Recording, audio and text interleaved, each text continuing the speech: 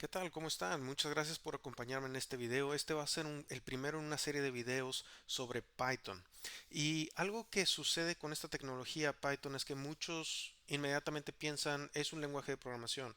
Y eso es cierto hasta cierto punto, nada más. Hay mucho que aprender de Python aparte de simplemente el lenguaje. Y para eso estamos aquí, para eso he creado esta pizarra con toda esta información que les voy a compartir. Una cosa importante entender, si estás empezando a programar y tú quieres ir a programar videojuegos o interfaces gráficas de usuario, aplicaciones front-end o algo por el estilo, Python no es utilizado para eso. Lamento decirlo. Sí tiene la capacidad, sí puedes hacer videojuegos en Python, hay módulos para hacerlo, hay módulos para hacer aplicaciones de interfaz gráfica, pero por alguna razón no han sido aceptadas en la industria. No son un estándar y por lo tanto no te va a llevar muy lejos. Digo, si hablamos basados en empleo, basado en oportunidades de negocio, no te va a llevar muy lejos hacer videojuegos en Python o hacer interfaces gráficas de usuario.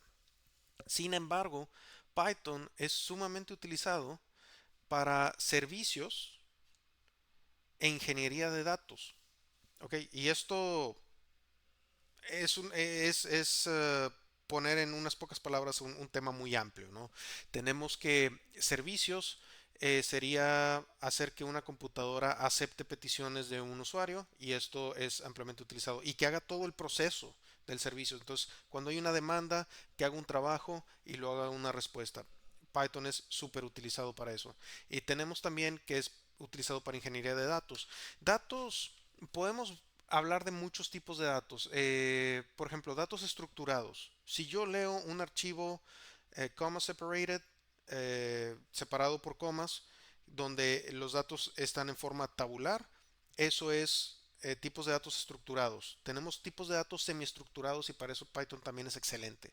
Tenemos JSON, tenemos XML, son lenguajes declarativos de datos donde tú tienes ciertos atributos o algo así. No, no hay una forma, no está tabulado, pero hay propiedades y es posible alcanzar esas propiedades mediante código. Esos son los tipos de datos semiestructurados. Y tenemos también los tipos de datos no estructurados para los cuales Python también suele ser muy utilizado. Tipos de datos no estructurados podemos decir texto abierto, tengo un libro, tengo un montón de texto y ese texto hago un análisis al respecto. Puedes hacerlo perfectamente bien en Python. En Python puedes, por ejemplo, también hacer análisis de datos no estructurados cuando tienes archivos de audio, archivos de video, archivos de imagen. Todo eso lo puedes analizar bien con Python y puedes modificarlos y puedes trabajar con ese tipo de archivos. Entonces, el lenguaje de el lenguaje Python es un lenguaje de programación de alto nivel. ¿Qué significa esto? Que mediante Python no vas a hablar directamente con el CPU. No vas a hacer operaciones de código máquina, no te tienes que preocupar por cuestiones del sistema, por trabajar con el sistema para luego poder hacer los resultados. No, hay una capa de abstracción entre todo eso y Python. En Python te ocupas nada más de trabajar con problemas generales y dependiendo de los módulos de Python que utilices, entonces va a haber algo más va a haber operaciones más granulares. Pero por lo pronto, el lenguaje en sí es muy útil para hacer operaciones de texto.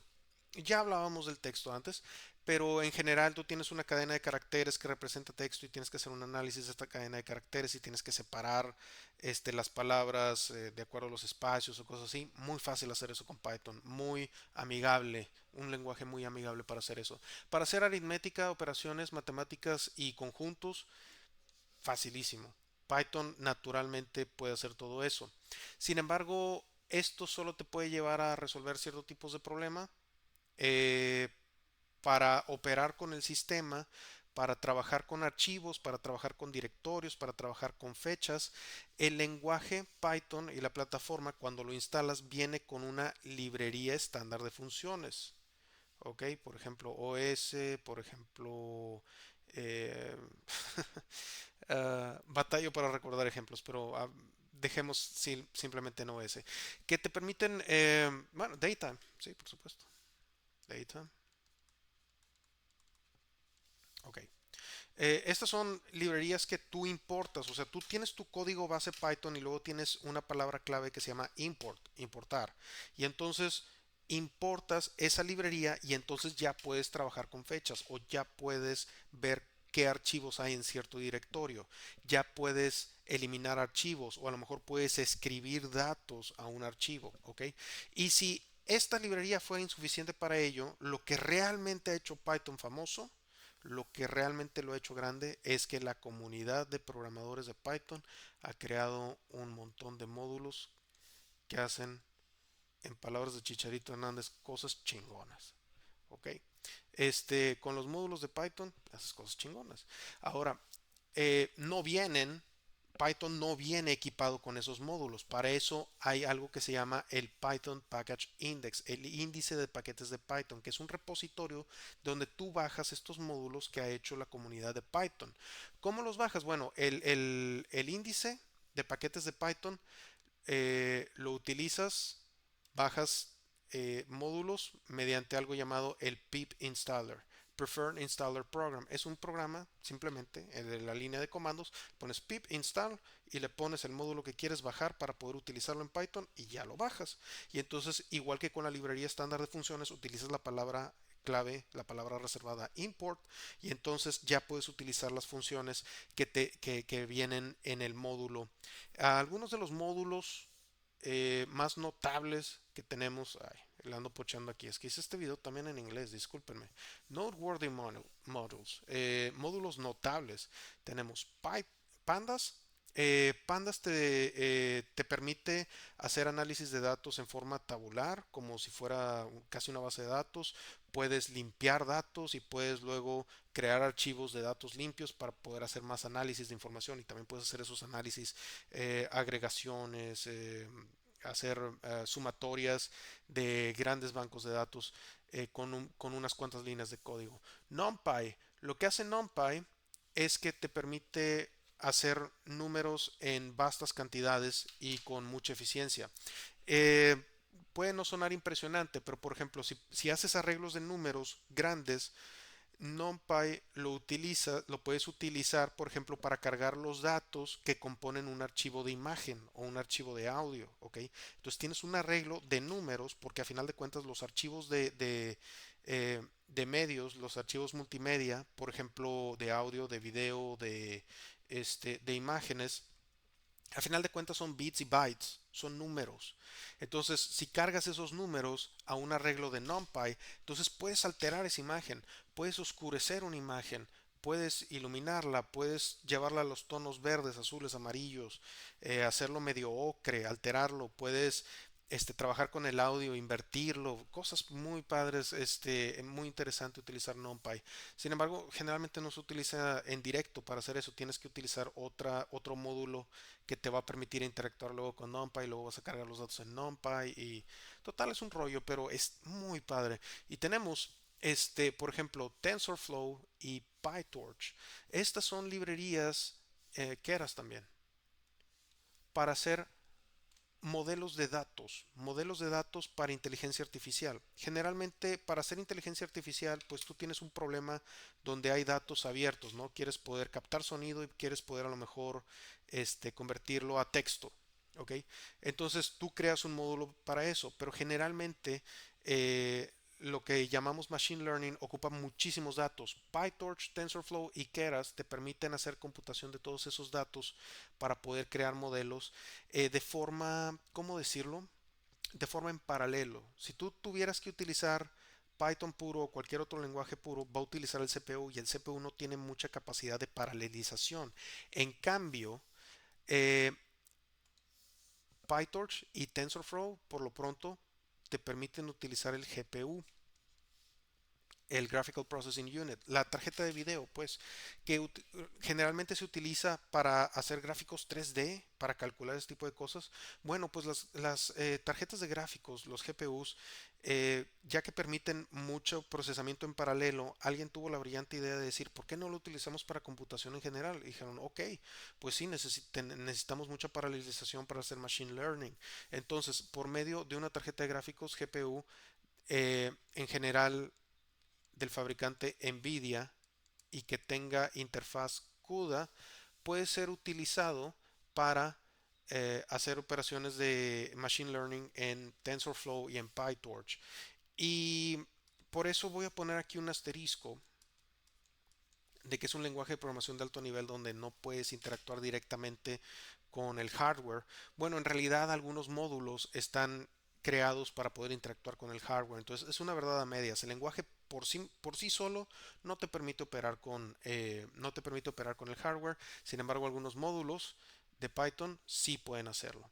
Ahora, ¿qué otras cosas así impresionantes hay? Bueno, pues tenemos Boto 3 y Azure. Boto 3 es una librería, es un módulo que te permite operar con recursos de AWS, recursos de la nube, y las librerías de Azure hacen exactamente lo mismo. Azure es otro proveedor de servicios de nube, de computación en la nube, y es el de Microsoft. Y lo que te permite es simplemente interactuar con diferentes recursos computacionales. Ahora tenemos PySpark, muy importante, muy en demanda, y Transformers. Aquí sí voy a hacer una pausa. PySpark es Spark utilizado en Python. Spark es una plataforma creada para computación en paralelo de vastas cantidades de datos. Una cosa es tener en tu computadora un GPU y aprovecharlo para hacer machine learning, pero tus necesidades de datos pueden trascender el hecho de tu propia computadora, pueden trascender tu propia computadora. Entonces, necesitas más computadoras, necesitas un clúster, necesitas una granja de computadoras o servidores. Spark te permite hacer operaciones de datos, y te permite también hacerlo mediante Python. Entonces, una librería muy utilizada y muy en demanda el día de hoy. Hay mucho trabajo, muchas oportunidades de empleo en base a esta plataforma. Y el módulo Transformers. Bueno, hay una organización que se llama Hugging Face, que es un hub, es un repositorio público abierto al público para utilizar modelos de datos de inteligencia artificial y poder implementar inteligencia artificial en tu programación, en tus desarrollos, ¿ok? Entonces, tú no tienes que ser un genio del machine learning y de la inteligencia artificial. Ya hay modelos disponibles para que los utilices y por medio del módulo Transformers puedes bajarlos de Hugging Face y utilizarlos en tus aplicaciones. De hecho, ahí tengo unos videos al respecto que voy a compartir muy pronto. Entonces, tú puedes, por ejemplo, hacer una aplicación de servicio donde en demanda alguien ocupa algo y mediante Transformers utilizas cierto modelo y devuelves la respuesta. Empiezas ya a operar con inteligencia artificial, empiezas a programar en inteligencia artificial. Flash te permite hacer servicios web, entonces tú puedes crear tu servicio web donde te hacen una petición de algo que ocupa inteligencia artificial, que ocupa modelos de datos de Hugging Face y entonces haces ahí una combinación muy padre. Puedes combinar varios modelos y varios módulos de Python y hacer cosas muy impresionantes. Bien, eh, ¿cómo es esto posible? ¿A quién le pertenece? Bueno, podemos decir que le pertenece o es supervisado por la Python Software Foundation, por la Fundación de Software Python. Ellos administran el Python Package Index, el repositorio de módulos. Ellos administran el desarrollo de PIP, del Preferred Installer Program. Ellos supervisan el continuo desarrollo del lenguaje Python, que en la actualidad está en la versión 3, y la plataforma Python. Bueno, ¿por qué digo plataforma? ¿Qué es eso? ¿No es un lenguaje? Bueno, para correr el lenguaje necesitas instalar la plataforma en tu sistema operativo. Y Python viene preinstalado en la mayoría, no en la mayoría quizá, pero en los más utilizados, en las distribuciones de Linux más utilizadas. También se incluye en Mac OS y en el sistema operativo Raspbian, que es el que se utiliza por default, por defecto, en la Raspberry Pi. Las Raspberry Pi son estas microcomputadoras muy padres que te cuestan como $60. Vienen preequipadas con Python.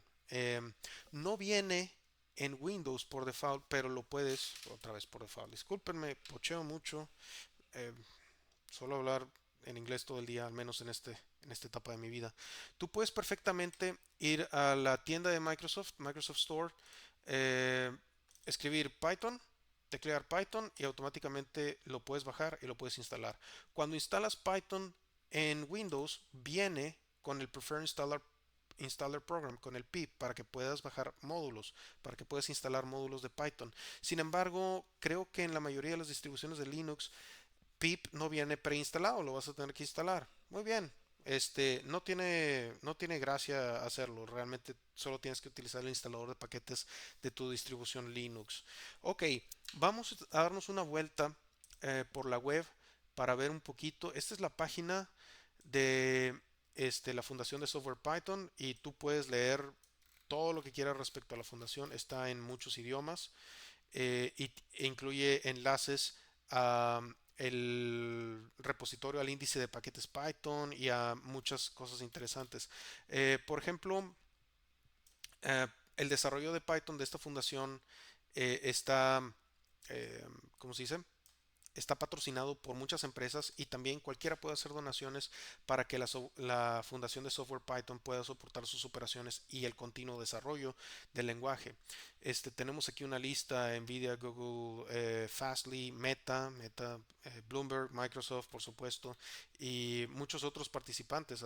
Por supuesto, Amazon está ahí, American Express, etcétera. Y tú, si un día te sientes generoso y crees que Python es una buena fundación digna de recibir apoyo, pues puedes perfectamente donar.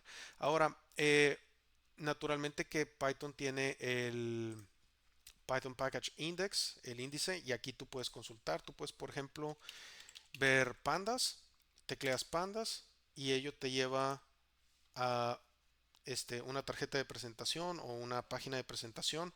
El proyecto Pandas tiene, por supuesto, también su propia página independiente, pero el repositorio y toda la información en lo que corresponde a su utilización en Python está aquí. Para instalar el módulo Pandas, como bien decía, el Preferred Installer Package, lo utilizas pip install pandas, lo pones en la línea de comandos y bajas el módulo de pandas y lo puedes utilizar en tu desarrollo en Python. Ok, lo que decía de la portabilidad. Python viene preinstalado en Red Hat Enterprise Linux, en Fedora, en CentOS, en Scientific Linux, en Oracle Linux, Ubuntu, Debian, Mac OS X, Open Indiana, eh, en Raspbian, en la Raspberry Pi, y también viene preinstalado, bueno, no viene instalado en Windows, ya hablamos de que se tiene que instalar de manera independiente.